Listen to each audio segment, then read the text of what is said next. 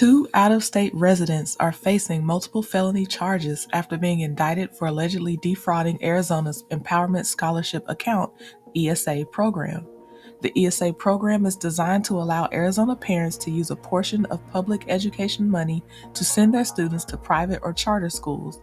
ESA vouchers can also be used to homeschool children.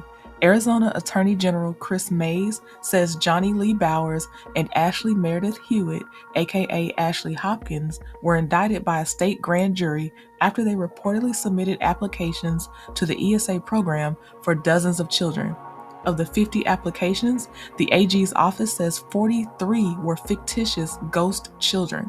According to the 22-page indictment, Bowers and Hewitt used false, forged, or fraudulent documentation, including birth certificates, utility bills, and lease agreements, to apply under their own names and other made-up identities.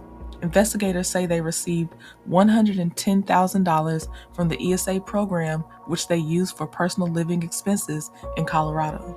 Bowers and Hewitt, who now live in Utah, were indicted on one count of conspiracy, one count of fraudulent schemes and artifices of $100,000 or more, and 58 counts of forgery. Tom Horn, State Superintendent of Public Instruction, says the Arizona Department of Education discovered the alleged fraud and contacted the Attorney General's office. As a former Arizona Attorney General, I am determined as superintendent to eliminate any fraud within the ESA program, Horn said in a press release.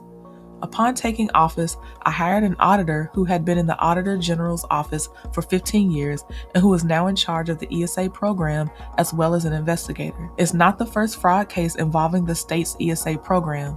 In February, 3 Phoenix women were indicted for allegedly defrauding the state of nearly $130,000 involving ESA and CCCS programs. Days later, Mays announced that 5 others had been indicted in an alleged criminal conspiracy to defraud the program. 3 of the suspects were former DOE employees. The program has also been a point of debate. In September, 2 Arizona moms sued the state over how parents can spend school voucher money.